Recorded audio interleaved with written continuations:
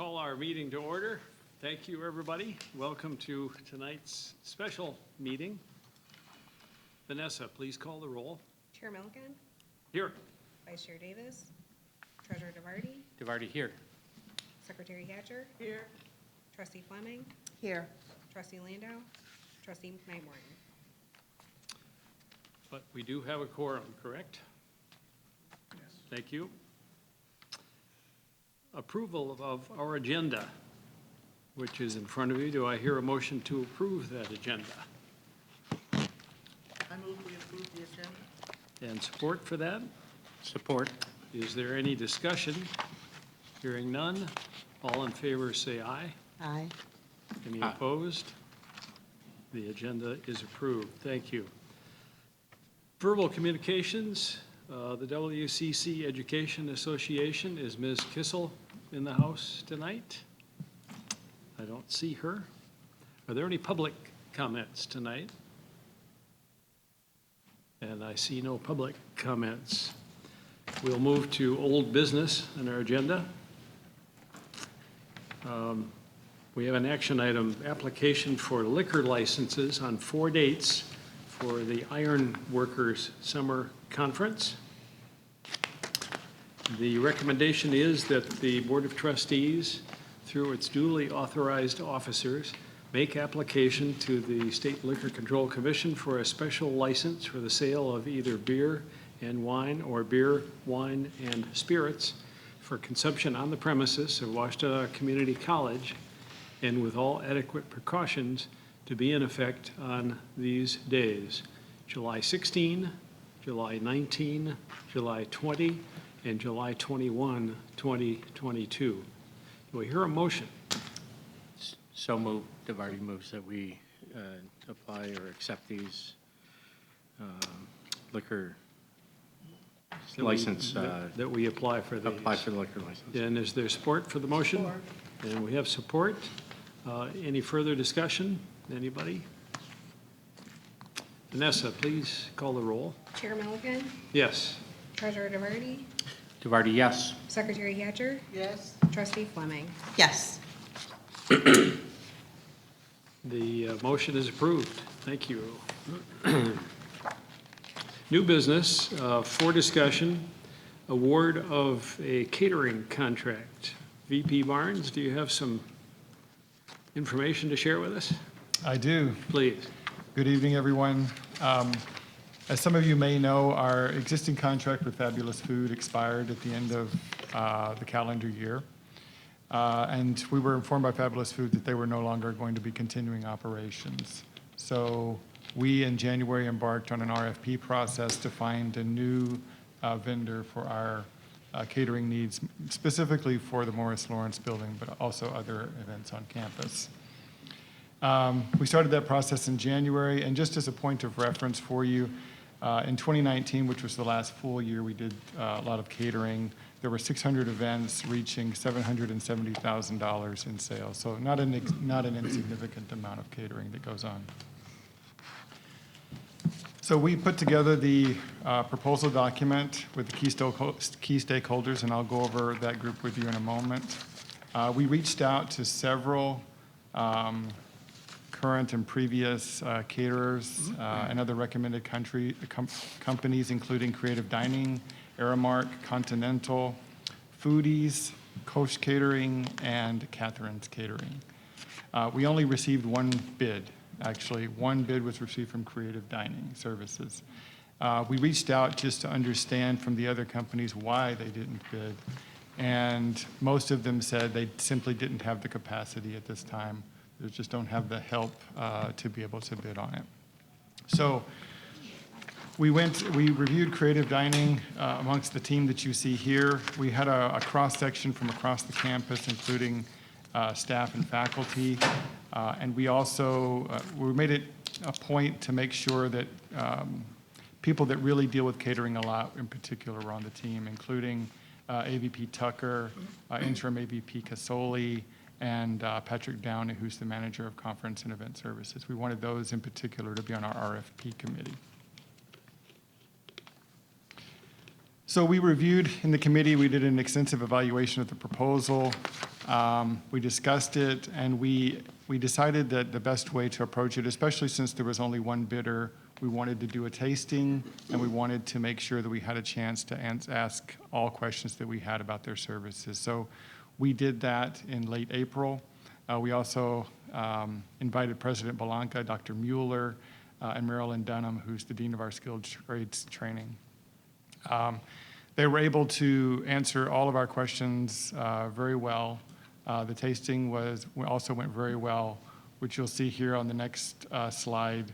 It was actually scored at a 9.74 on a 10-point scale. So we were evaluating the food quality, the service quality, how the food is presented, and then also just a lot of business questions that the people who interact with caterers a lot had wanted to make sure that they knew how to deal with. So based on that, our RFP committee is unanimously recommending that we do partner with Creative Dining Services for our catering needs.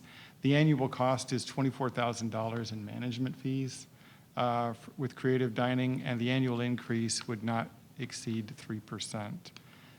We would enter into a 4-year contract to start with, which coincides with our other contract that we have with them to do our cafe on campus. And then after that, we could renew for 5 years if we choose. Are there any questions? I looked at their website, and I see that they served George Bush 43. They did, at Union And- University in and Jackson, President Tennessee. Biden, both Yes. of them guests for creative meals. So I Yes. think we're in good hands. How does the 24,000 in management fees compared to what we've done before? So the business model is different. In the past, we got like a commission. So based on anything they sold, we got a commission on that sale. But because we control the sales, the caterer has they have no control over the revenue. The business model in this case is we pay the management fee. We work with them to develop the pricing and so forth. And anything over and above the $24,000 plus the cost of the food and so forth goes to the college. So we would get all profits over and above the cost that we have.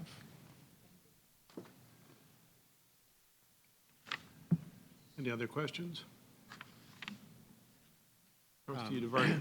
I just, I'll support this, and I think it sounds like it could be to our benefit, actually, over what we had before, and it's a good. It could, as long as the business holds at 2019 levels, it should be very good. But I was just wondering, there are a lot of people that do catering of events, one event here or one event there throughout the city, and I'm just wondering if there might be any advantage to, in the future, I don't know how long this contract will run or how long they'd like it to run, to just allow people planning events to contract with themselves with catering operation and pay us a fee for using our facilities. But it's a different model, and I'm supporting this yes. model. I'm just like throwing an idea out there for exploration in the future.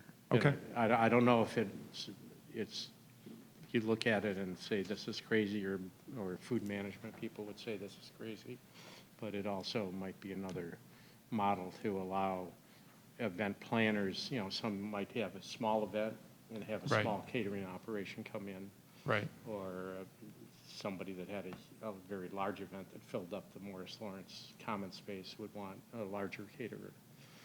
Right. Well, this caterer should be able to accommodate even the largest of events. Right. There should be no issue there. And in terms of bringing on a third-party caterer, there's also no issue if we need to contract a third-party caterer for occasional things. That's not an issue.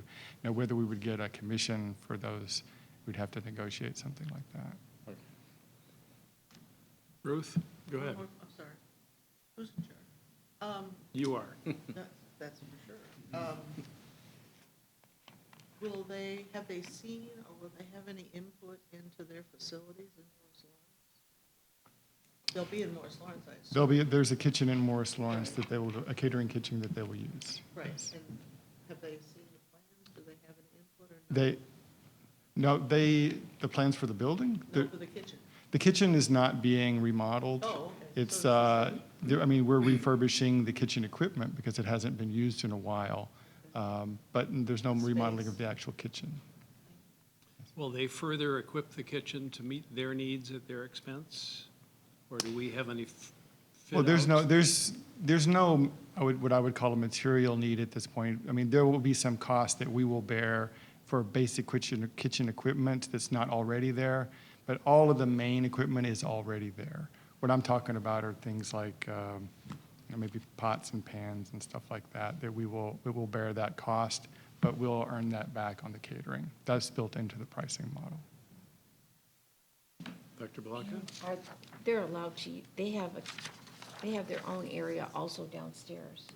Because we use creative dining for our food service for our students. Yes, So they have that facility also. So if they need more space, they have that space. absolutely. But it's two separate kinds of cooking. Because the clientele's different. Any further questions? We're good? Thank you. Next, we have a resolution to approve for the 2022-2023 tax levy for general operations. VP Barnes? This is just the authorization for the board to levy the taxes at Washtenaw County. So we're recommending that we levy the taxes at 3.3548 mils, which is the maximum rate after the Headley adjustment. Thank you. That's for discussion tonight. We'll have that next time for an action item. We do have an action item of revision to the monthly schedule of 2022 of board meetings. The recommendation is that the Board of Trustees revise their 2022 schedule of monthly board meetings and hold the May 24, 2022 board meeting at 6 p.m. here at the Health and Fitness Center at 4833 East Huron River Drive in Ann Arbor. Do I hear a motion? I move we adopt the action. And support? Support. And we have support. Is there any further discussion? Vanessa, please call the roll. Wait, there is one. I have Sorry. a question.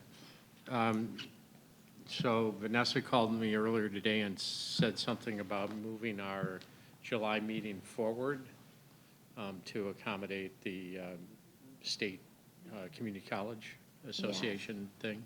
Should we also do that at the same time? Well, you know, we could.